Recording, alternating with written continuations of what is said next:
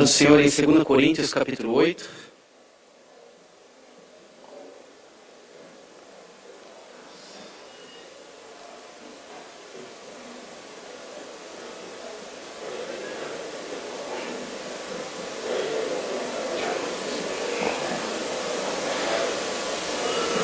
Segunda Coríntios, capítulo 8, versos de 1 a 5. Diz assim a palavra do Senhor. Agora, irmãos, queremos que vocês tomem conhecimento da graça que Deus concedeu às igrejas da Macedônia. No meio da mais severa tribulação e grande alegria, e a extrema pobreza deles, transbordaram em rica generosidade. Pois dou testemunho de que eles deram tudo quanto podiam e até além do que podiam. Por iniciativa própria, eles nos suplicaram insistentemente o privilégio de participar da assistência aos santos. E não somente fizeram o que esperávamos, mas entregaram-se primeiramente a si mesmos ao Senhor e depois a nós, pela vontade de Deus. Vamos orar mais uma vez. Pai, muito obrigado, Senhor. O Senhor tem nos promovido momentos maravilhosos, verdadeiros exemplos na Tua palavra e dos Teus filhos trabalhando. Não permita sairmos daqui da mesma forma como chegamos, Senhor Deus. Faça realmente uma revolução em nossa vida, Senhor Deus. E torne-nos mais parecidos com o Senhor Jesus. Abençoe, por favor, a consideração da Tua palavra, Senhor. Seja feita a Tua vontade em nossa vida, em nome do Senhor Jesus. Amém. Eu gostaria de fazer duas considerações antes de nós entrarmos no texto. As duas, inclusive, têm a ver com o irmão Neudes. Eu não pedi autorização dele, mas qualquer coisa, a ceia é só amanhã, né? Eu peço perdão ainda. Eu falei para os irmãos a respeito de nós estudarmos, né? Aqueles que ensinam, se dedicar ao estudo, a se aprofundar e tudo. E eu me lembrei que ontem o irmão Neudes falou assim, as cartas que Paulo escreveu, né, se são 13 ou se são 14, o irmão falou desse jeito, porque fica aquela dúvida com relação a Hebreus até hoje, né? Foi Paulo que escreveu, não foi Paulo? Alguns dizem que foi Lucas e assim por diante. Então, eu não sei se os irmãos estão informados, mas recentemente, devido a estudos aprofundados, inclusive de escavações arqueológicas e tudo, os irmãos chegaram à conclusão de quem foi que escreveu Hebreus. Então você pode levar isso para a sua igreja. Chegaram à conclusão, depois de uma pesquisa muito detalhada, que quem escreveu a carta aos Hebreus foi uma irmã. Porque, as irmãs gostaram, porque tem uma ali que ri bem escangaiada. Eu reparei desde ontem. Porque depois de escrever uma carta tão grande e aprofundada, aquela teologia bem ali, comprida, foi dividida em 13 capítulos, a irmã termina falando assim, essas coisas eu escrevi resumidamente. Então chegaram à conclusão que foi uma irmã que escreveu, tá bom? Então o irmão Neudes daqui para frente pode falar que é só 13, tá bom, irmão? Leva lá no Rio. Aliás, eu quero expressar o meu respeito. A palavra de Deus diz a quem honra, honra. Aos irmãos que trabalham na cidade do Rio de Janeiro. Tenho profundo respeito por eles. A outra coisa relacionada ao irmão Neudes é que às vezes, ou muitas vezes, ou poucas vezes, a gente lê os nomes dos personagens bíblicos e a gente fica meio assim, a gente não fala porque é crente, né? O descrente vai e fala. Fulano nasceu, recebeu esse nome do pai e da mãe, e aí depois aconteceu na vida dele direitinho, do jeito que era o nome dele. O descrente fala assim, vá, né? E assim por diante, né? O nome dos personagens bíblicos. Eu tive a alegria de ir a Senador Camará, visitar o irmão Neudes, o irmão Daniel, que com muito carinho eu chamo de Nem, me levou lá e a gente chegou de noite lá e foi chegando no bairro assim, e os camaradas com a metranca assim, nas esquinas, e o Daniel assim olhando falou, rapaz, eu preciso entrar na rua certa do Neudes, porque se a gente entrar na rua errada, a gente pode não sair mais. Aí, cheguei lá e encontrei com o irmão, tive a alegria de estar com a sua igreja. Qual é o nome do irmão Neudes, o sobrenome dele? Furtado. Gente, Furtado, ele nasceu com esse nome. Deus abençoe, querido.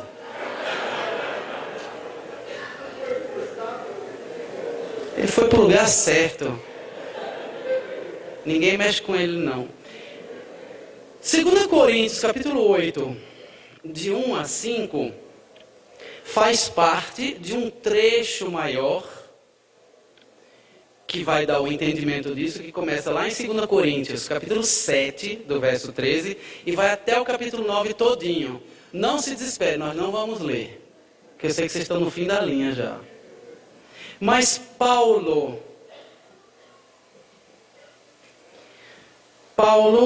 escreve a segunda carta aos Coríntios para, entre outras coisas, expressar sua alegria por o arrependimento dos coríntios com relação aos seus erros e por sua disposição em contribuir financeiramente, em contribuir, ajudar os da igreja de Jerusalém.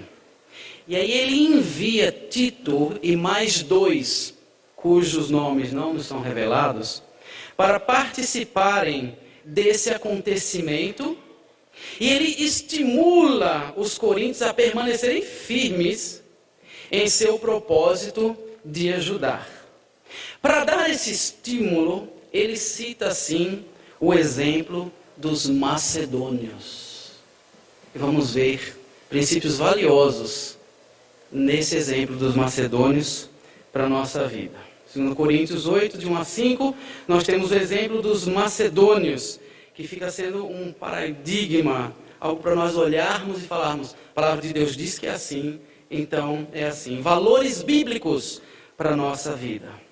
O verso 1 diz: fazemos saber a vocês, irmãos, a graça de Deus que é dada às igrejas na Macedônia.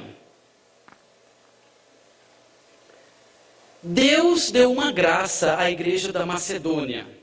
E nós somos acostumados de púlpito e de escola dominical e tudo, né? Graça é favor, é bênção, é a bondade de Deus. E o que é que Deus fez de tão bom assim? A Bíblia diz que foi uma graça que Deus deu a eles, aos macedônios. Será que foi a reforma da casa de oração? Será que foi emprego aos desempregados? Namoro firme para quem procura um casamento sério? E cada uma dessas coisas é legítima no seu devido lugar, na sua devida proporção. Mas a resposta é não. A Bíblia diz, em situação de tão grande pobreza, insistiram em colaborar com os irmãos. A Bíblia explica que essa foi a graça que Deus deu a eles. Portanto, o princípio número 1 dessa passagem: não é preciso dinheiro para poder dar dinheiro, para poder contribuir. É preciso querer contribuir para contribuir. É preciso iniciativa própria, liberalidade. Essa palavra está no verso 3 e nós vamos chegar lá. É preciso sonharmos os sonhos de Deus. Amar essa obra maravilhosa como Ele ama também. Não estou dizendo aqui que a obra missionária não precisa do dinheiro de ninguém, não é isso. Mas a gente usa isso como desculpa para não dar um passo de fé e deixar Deus operar maravilhas.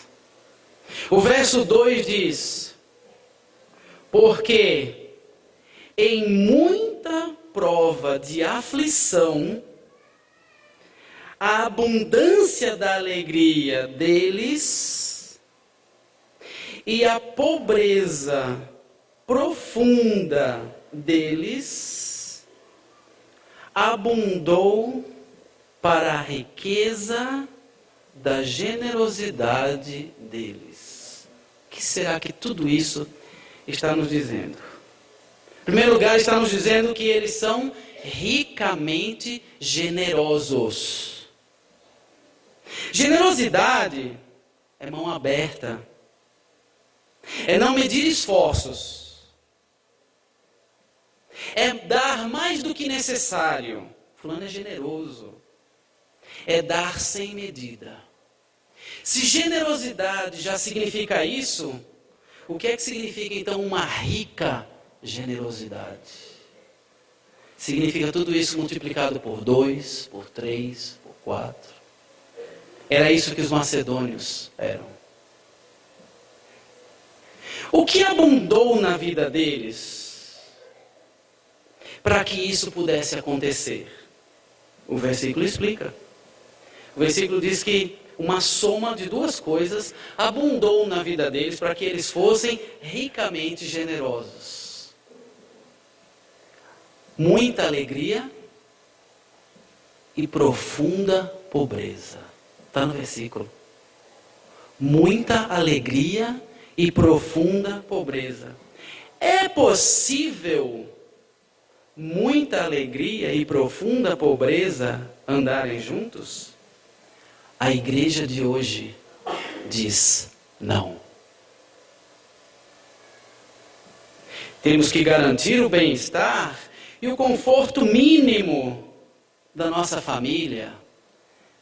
Mas não é o que a Bíblia chama de bem-estar e conforto mínimo da família. Porque o filho do homem não tinha onde reclinar a cabeça. Porque tendo que comer e o que vestir estejam satisfeitos. As ideias que vêm dentro disso são extra-bíblicas. E algumas vezes, se não muitas, são carnais. Temos que garantir a nossa segurança.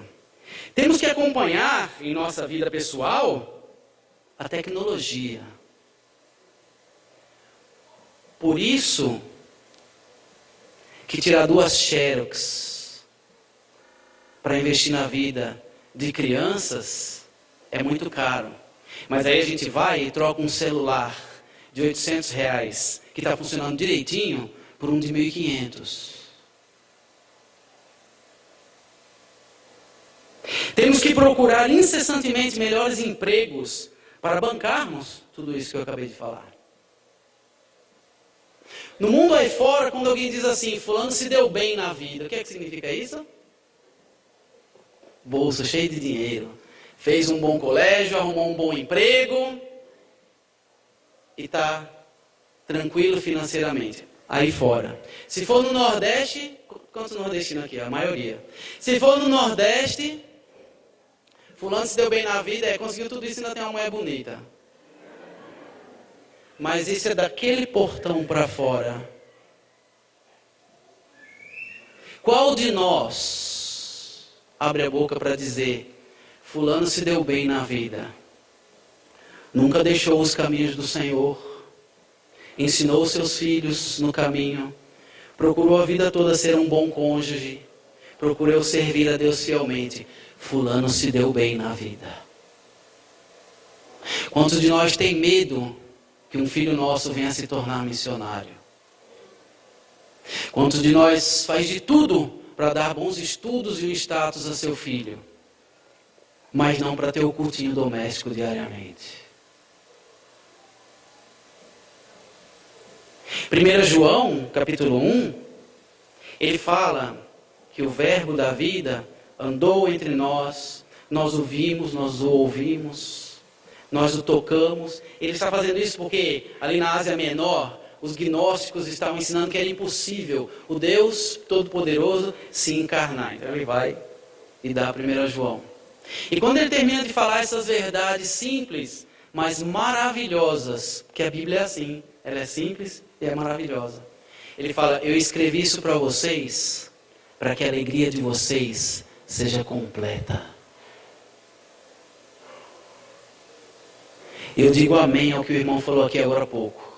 Quando a gente não se dispõe a buscar a vontade de Deus para a nossa vida, e dar o passo de fé e viver essa vida, seja qual for, vai ficar sempre faltando. Que pena, irmãos. Crentes incompletos. Não combina, não combina. Ou você está incompleto, ou você é um crente no Senhor Jesus. Vídeos de igreja perseguida nos comovem, mas nós não estamos dispostos a mudar.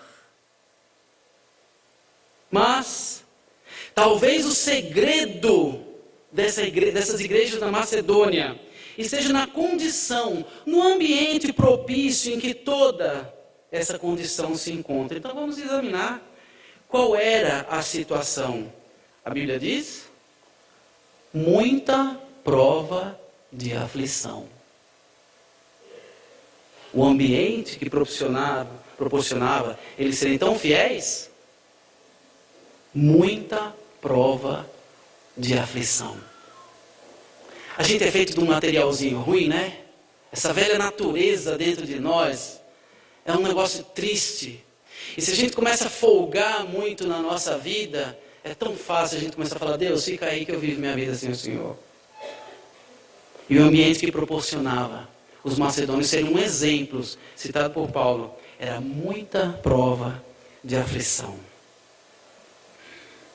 Por isso é que o verso 1 diz que é graça. A graça só pode agir onde ela é necessária. Quando nós a dispensamos, que pena, vira carnalidade. Irmãos, será necessário para a minha vida e para a sua vida muita prova de aflição, para que a gente olhe para Cristo e diga: a minha alegria é completa. Para que na hora da falta de alguma coisa, a gente poder dizer: o meu mestre, o meu Salvador, não teve onde reclinar a cabeça, e eu vou muito bem, obrigado. Não é? Primeiro precisamos cuidar de nós mesmos. Primeiro precisamos... Não chega a lugar nenhum. Não chega a lugar nenhum. E por isso, ou pelo menos esse sendo um dos motivos, diz que justiça certa começa em casa. Quando eu saio da minha cidade, em Araraquara, e vou até Ribeirão Preto, 1h30 de viagem, para ir para a escola bíblica uma vez por mês, eu vejo placas de nomes de cidade. Eu só vou olhando e vou falando assim: não tem casa de oração, não tem casa de oração, não tem casa de oração, não tem casa de oração, não tem casa de oração. Verso 3. Porque de acordo com as suas posses, eu testifico, e além das suas posses, eles têm iniciativa. Eles agem de si mesmos. O termo usado aqui para posses é o mesmo usado para poder, para força. É aquele famoso dínamo, né, que a gente fala da dinamite, e lá vai e lá vem. É esse termo que é usado para dizer que, de acordo com as suas posses, as suas capacidades, o seu poder, a sua força. Pergunta: temos feito tudo que está ao nosso alcance? Usado as oportunidades, explorado as possibilidades, e nós vemos exemplos magistrais hoje aqui disso. Temos feito tudo que está diante de nós para fazer, que o Senhor nos dá. E quando tudo isso, todas essas possibilidades chegarem ao seu limite, temos invadido pela fé o que está além das nossas possibilidades. Mais uma vez, sonhamos os sonhos de Deus. Repito o que o irmão disse: a obra de Deus não pode estar em crise, porque é o Deus que sustenta todo o universo. Mas nós precisamos sonhar os sonhos de Deus. Fazemos isso? Os macedônios, sim. Ouse, peça a Deus para ser como eles e aguarde coisas maravilhosas a você e através de você para os outros.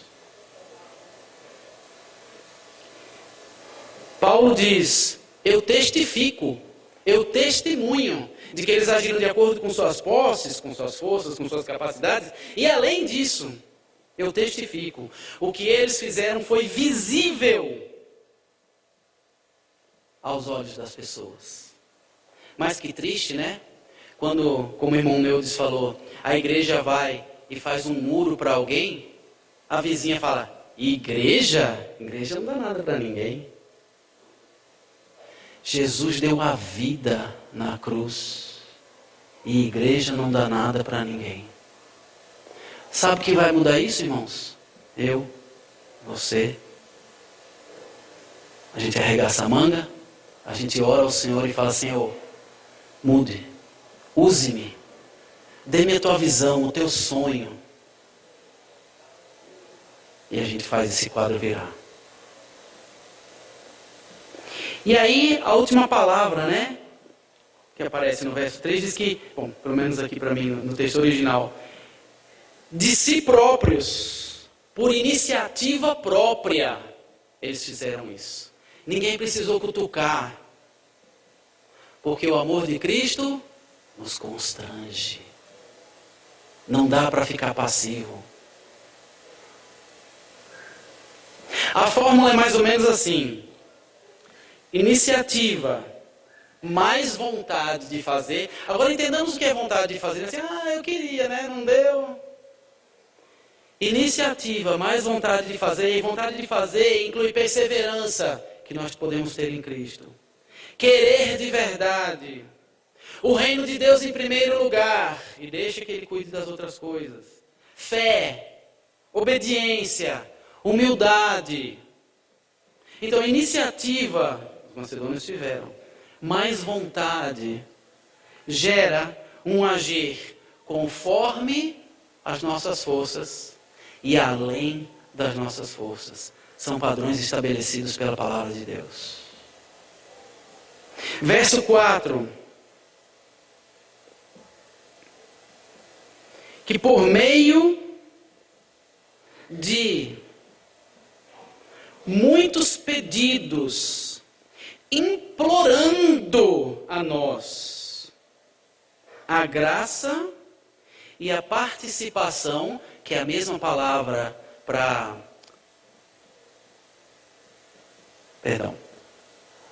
comunhão, é o termo koinonia. A graça e a participação, ou a comunhão, de servir os santos. Eles imploraram a Paulo com muitos pedidos, com muitos rogos, com muitas súplicas. O que era tão importante para esse povo macedônio de Deus? O que era tão entesourado no seu coração? O que era necessário para que eles pudessem ter satisfação pessoal? A ponto de fazer com que eles implorassem com muitos pedidos, com muitos rogos, com muitas súplicas, servir aos santos. Eles não podiam viver satisfeitos se eles não tivessem isso em sua vida. Mas vocês não têm condição de servir, por favor, servir aos santos. Às vezes a gente acha ruim desviar a rota da nossa casa até a casa de oração, que a gente está indo de carro, para dar carona para um irmão. Você está doente, se precisar de alguma coisa, liga lá em casa de dia e de noite. Tomara, não ligue de madrugada, quero dormir. Mas o Filho do Homem não tinha onde reclinar a cabeça. Servir aos santos era motivo deles implorarem com muitos rogos a Paulo. O que temos feito de peso, de valor, de profundidade, com repercussões eternas para o serviço dos santos? De que temos aberto mão para isso acontecer mais profundamente? Sem sacrifício, o irmão já falou antes de mim. Não acontece. Tempo de oração, tempo de participação, tempo de socorro, tempo de investimento, dinheiro. Abrir mão de nossos próprios interesses para que o reino de Deus se estabeleça. E aí, mais uma vez, aparece a palavra graça no versículo, como tinha aparecido anteriormente. Graça, algo acima do nosso merecimento. Para os macedônios, cuja situação nós já descrevemos, já consideramos na palavra de Deus, eles imploraram a graça, algo que eles não mereciam. Era um privilégio para eles, na mente deles, era um privilégio. Eles tirarem do que tinham e do que não tinham, para abençoar os santos. E aí ele fala do koinonia, né? Da participação. Koinonia é participação, é comunhão, é somar esforços. Novamente, de que estamos dispostos a abrir mão para somar esforços. Eu conheço pessoalmente uma situação em que o missionário estava disposto, continua disposto, a começar um trabalho, a construir um prédio, para que ali num bairro carente pudesse ser construída um ambiente construído para fazer escola de primeiro grau cristã num bairro carente, para dar sequência na escola de música que tem tirado crianças da marginalidade e trazido seus pais para o Evangelho, para ser um ponto de haver uma escola bíblica para treinamento de missionários e de líderes locais. E aí um casal cristão de Posses se interessou e falou: nós temos as condições de fazer tudo, entregar prontinho nas suas mãos. O irmão se alegrou no Senhor. Mas por motivo de estratégia, ele, conhecendo a sua realidade, sabendo onde ele estava inserido, ele falou assim: se eu fizer isso aqui totalmente gratuito, falando da realidade dele, a realidade do irmão lá já é outra, e o irmão conhece a realidade dele, e aquele outro que eu estou mencionando agora conhece a sua. Por causa da sua realidade, ele falou: se eu fizer isso totalmente gratuito, sem um valor simbólico que seja, vai bagunçar, não vai ter ordem, não vai acontecer. E aí ele expôs para essas pessoas a sua intenção e falou: vou cobrar um valor simbólico, que seja possível a sociedade participar, e se não for, alguém vai abraçar a causa e etc. E porque o casal não concordou, eles simplesmente não deram. Porque muitas vezes, eu não vou dizer muitas vezes, eu não sei da vida de todo mundo, mas pelo menos alguma vez, a gente fala: eu quero abençoar o irmão que está na obra, eu quero abençoar essa igreja, eu quero ajudar. Como é que vai ser? Pense igual a mim? Reúne igual eu acho que deve reunir? Veste igual eu acho que deve vestir? Vai começar que horas da manhã? Vai rezar na minha cartilha? Ah, tem esse pontinho que eu não gostei.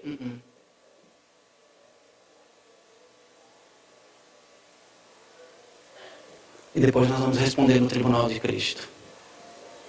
E depois nós apontamos o dedo para as denominações.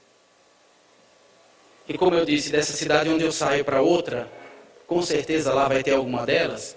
E a gente aponta o dedo para falar que as denominações são assim, assado, frito, cozido, não fazem isso, não obedecem à palavra de Deus. Parabéns. Nós temos obedecido à palavra de Deus, atrasando a obra de Deus, negando investimento na obra de Deus, porque fulano gosta de azul e eu gosto de amarelo. Tudo em acrescentares, nada na Bíblia. Quando está na Bíblia, eu sou o primeiro a ter que respeitar. Mas algumas vezes não está, irmãos. E aí o trabalho de Deus não anda. Ainda com relação à koinonia, participação, comunhão, somar esforços. Comunhão verdadeira, de acordo com essa passagem, inclui servir. Ah, tivemos um tempo de comunhão. Eu servi ao meu irmão? Comunhão verdadeira pressupõe servir. Verso 5. E não conforme esperávamos, mas eles mesmos se deram primeiro ao Senhor e também a nós, através ou pela vontade de Deus. Queridos, em Cristo Jesus, nós somos capazes de fazer mais do que é esperado. Ele falou assim, e não conforme esperávamos. Os macedônios, né? Bichinhos, eles querem ajudar, deixa eles. São pobrezinhos, eles não têm nada. Mas eu não vou negar, senão eles vão ficar tristes, fraquinhos. Vou deixar. Pode ajudar, irmão. E não como nós esperávamos. Os macedônios ultrapassaram a expectativa de Paulo. Está escrito na palavra de Deus. Em Cristo, nós podemos fazer mais do que o esperado. Muito mais. Mas para isso a gente tem que se humilhar a fazer a vontade de Deus.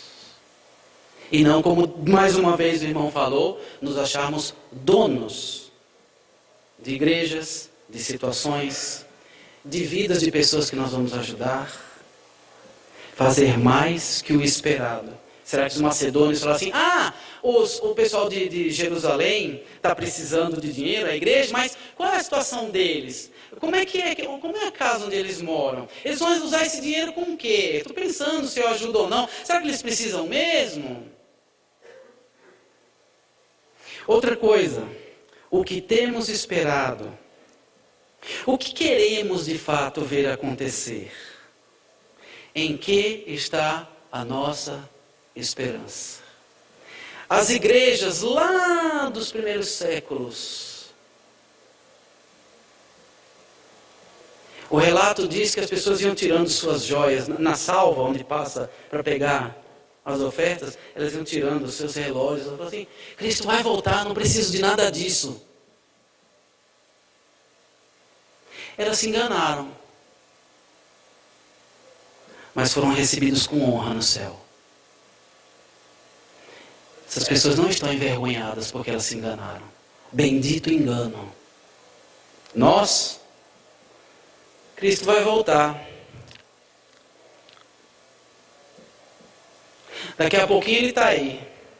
Ano que vem, se Deus quiser, eu faço reforma na minha casa. Troco o piso, compro aquela televisão da tela bem grande. Precisamos investir na obra.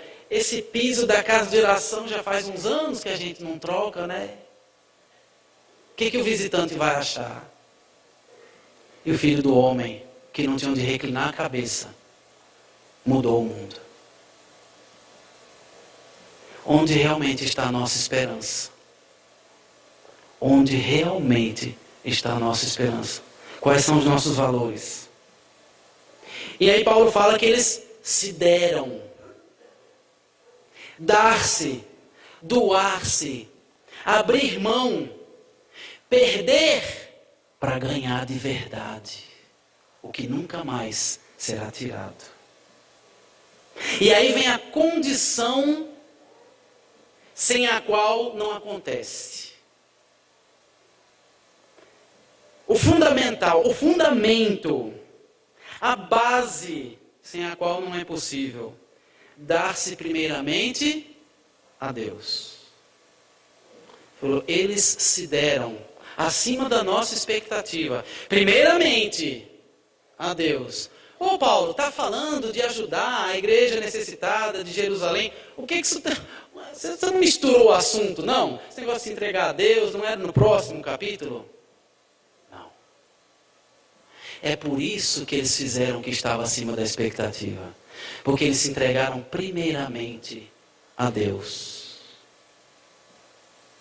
E eu e você talvez não tenhamos tempo sequer de ler 10 minutos de Bíblia por dia. De dedicar 10 minutos em oração por cada irmão da nossa igreja, pelos nossos vizinhos, pela obra missionária. Primeiramente a Deus. Mateus 6,33, buscai, pois, em primeiro lugar, o seu reino, a sua justiça. E as outras coisas, Senhor, lhes serão acrescentadas.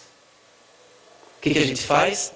Não, Senhor, eu preciso deixar tudo ajeitadinho, aí eu te sirvo. Deus fala, tá bom, vou dar o privilégio a outro. E aí a gente nunca acaba de acertar as outras coisas. Porque nós temos certeza que nós somos mais espertos que Deus. Buscai, pois, em primeiro lugar o seu reino e a sua justiça, e as demais coisas vos serão acrescentadas. Segunda condição, a primeira é que nós nos doemos primeiramente a Deus. Senhor, qual é a tua vontade para a minha vida? Esclareça e me dê força e decisão no teu espírito para não ser carnal e para cumprir isso, para dar o passo de fé daquilo que o Senhor tem para a minha vida. Às vezes é ir para a obra missionária, glória a Deus por isso. Às vezes é desistir de um casamento marcado. Às vezes é abrir mão de um bom salário. Eu não sei, cada um tem a sua história com Deus. Segunda condição, sem a qual também a primeira não terá sido verdadeira: dar-se, doar-se aos irmãos. 1 João 4:20 diz que se eu digo que eu amo a Deus, a quem eu não vejo, mas não amo ao meu irmão, a quem eu vejo, mentira. Primeira condição, Senhor, está aqui. Faça o que o Senhor quiser para a tua honra e glória.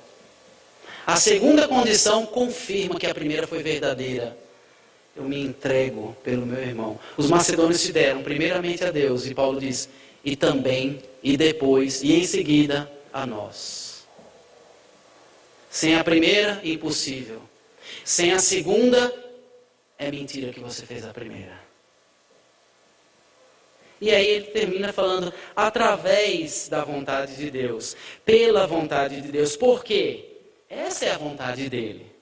Se ela é cumprida, através dela, todas essas outras coisas acontecem. Queridos, nós vamos prestar contas no tribunal de Cristo, quanto a termos cumprido a vontade de Deus ou não. Agora, talvez quando eu falo de tribunal de Cristo, soe como uma brincadeira, um filme de ficção. Talvez quando eu falo que se nós somos fiéis aqui, nós reinaremos com Ele, não sou eu que falo, eu só li na Bíblia. Faz algum sentido para mim e para você? Fala assim, homem, o que me importa reinar 1000 anos, já estou salvo mesmo.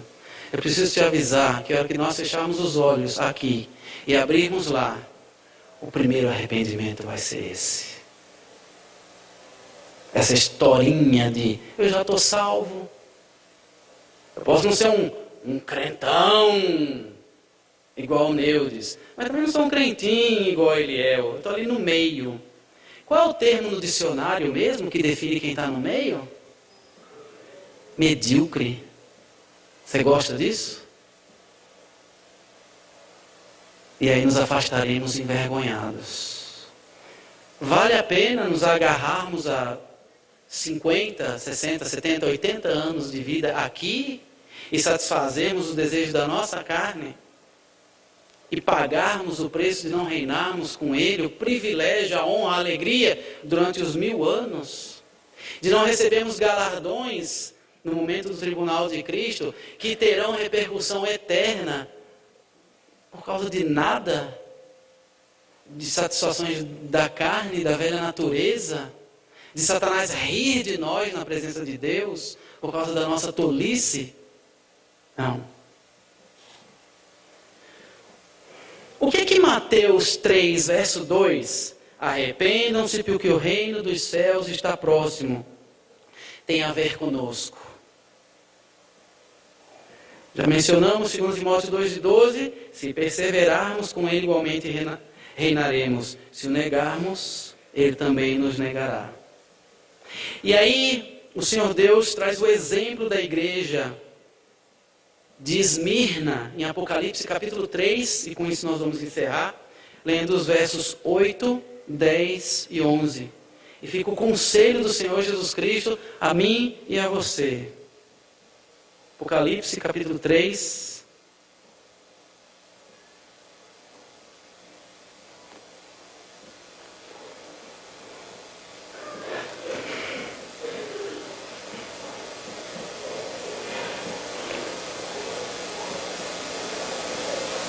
Só um instante, irmãos.